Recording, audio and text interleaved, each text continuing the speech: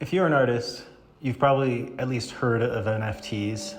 And even if you're not an artist, you probably at least have heard the term and know a little bit about them. This video isn't about NFTs, it's about my experience with them. But I do think it's probably a good idea to establish some vocabulary.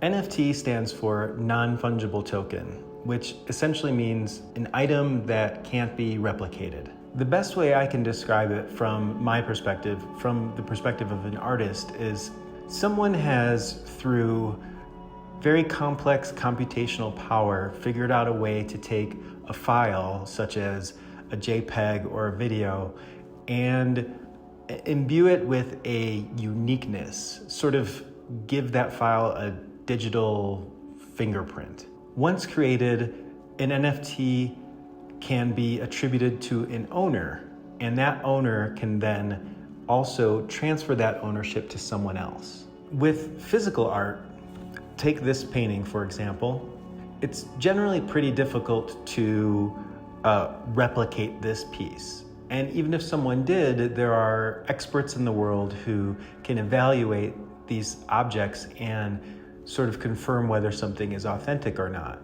But if I take a picture of this painting and put it on my website, anyone could go to my website and then just right click and copy and paste it, and then they'd have a copy. In the world of NFTs, you're not actually buying the image.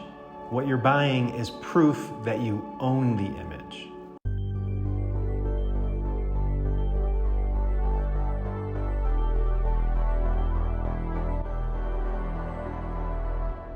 Aside from the sort of logical disconnect with the idea of paying to prove that you own something, NFTs require a huge amount of energy to produce. And our world largely still runs on fossil fuels.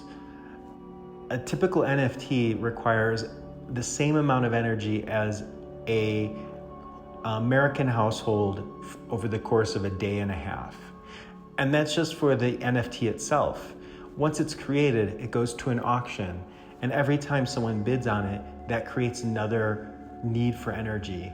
And then once someone gets that, the ownership is transferred, which requires energy. And then forever going on into the future, it requires energy to establish new ownership. And it's a lot of energy to expend just to prove someone owns an intangible file. There are myriad other reasons why NFTs are bad. And if you're interested, and I should say that if you're considering making an NFT or purchasing one, you should be interested. There's a really good video out there called Line Goes Up, The Problem with NFTs. It's a pretty long video, but I think if you even watch the first 15 minutes of it, you'll be pretty convinced that NFTs are a bad idea.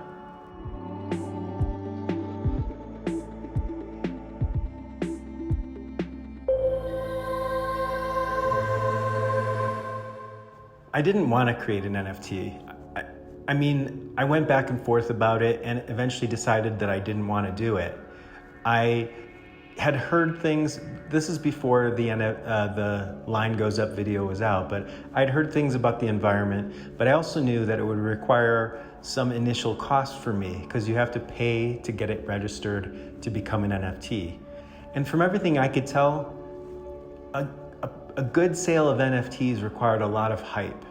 And when I tried to propose making an NFT to my Instagram community, basically all I heard was crickets. And the few people that I heard from were just like, what's an NFT? I knew that I would have to go and find an audience just for this. And I even tried to. I started following certain people on Twitter and educating myself more about the production of NFTs and how to sell them. And it was a really weird experience. That community just felt off to me. There was this disproportionate amount of zealousness about these really uninteresting, not very good looking, JPEGs. And like these people were like, oh man, that's off the chain, that's so cool. And it just didn't seem authentic to me. So I just really didn't trust it. Now, with all that said, I was tempted. I looked at this and I saw an opportunity for myself to finally make a little bit of decent money from my art. I had looked at the caliber of art that was connected with most NFTs and I was like, my art is at least as good as this. Why not me? I also wanted to believe in the technology, and I still do. I consider myself something of a technologist, and I'm a collector of things. I understand the impulse to want to prove that you own something. One argument against NFTs is that it creates this sort of arbitrary, artificial scarcity. And the more that I think about it, the more I understand this argument. But ultimately, what it comes down to for me is I just think there are better ways to reward artists for making their art. This seems like a really good segue to talk about crowd support for artists. Right now, there are so many artists who are actually making a living off of platforms such as Patreon and Buy Me a Coffee. And when I compare the communities between NFTs and Patreon and Buy Me a Coffee, they're completely different. With Patreon and Buy Me a Coffee, people really seem invested emotionally and genuinely with the artists and wanting to support human beings doing something that they love. And there's often a reciprocal relationship, but it seems like it's more genuinely about nurturing artists.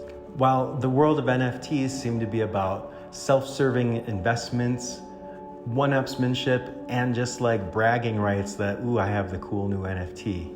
This is why I created my Buy Me a Coffee membership. I really think that there's a community out there for me who believes in what I'm doing and finds interest in the content I create.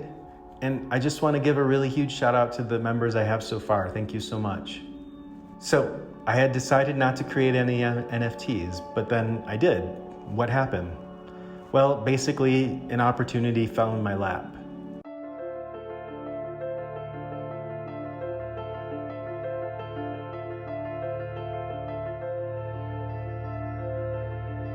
Marcel is an app that artists use to host their profile of artwork online.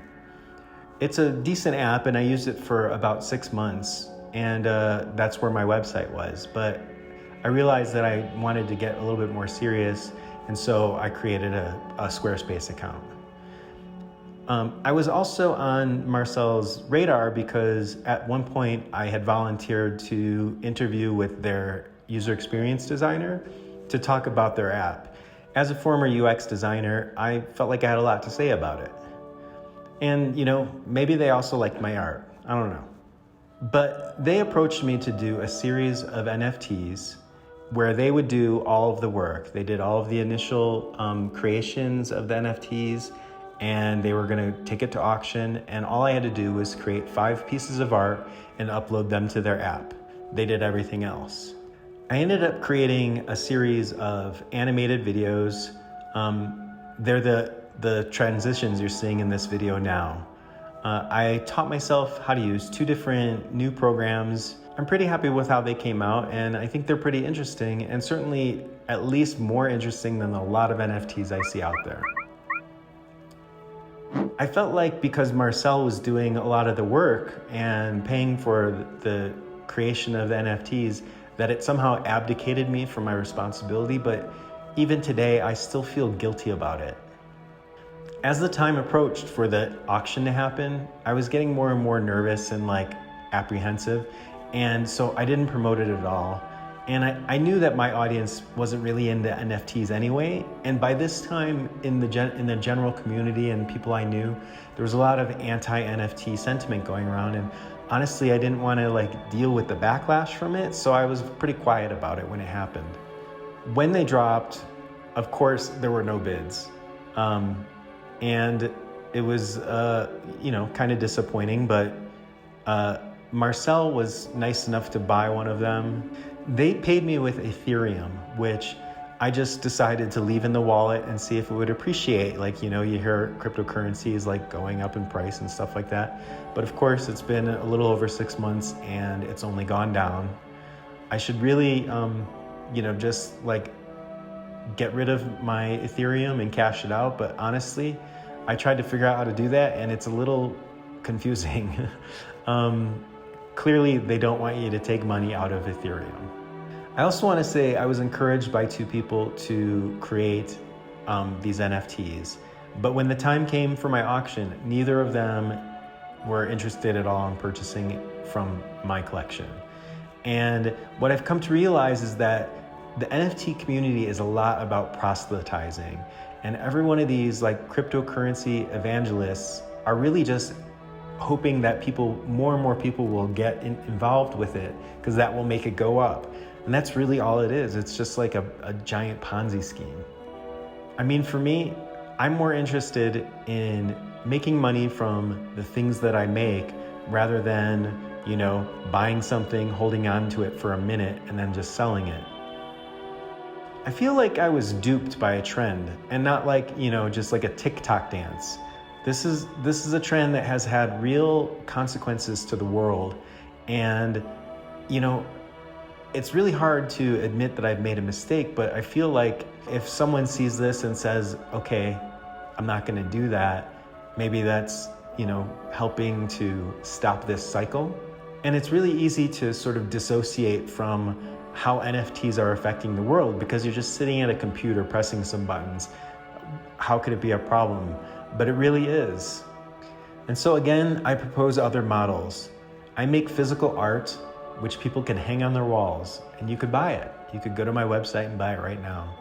I make videos like this with just the hopes that one day I'll have enough subscribers that, YouTube pays me for my ads. And yes, that's a hint, by the way. Please hit the subscribe button right now.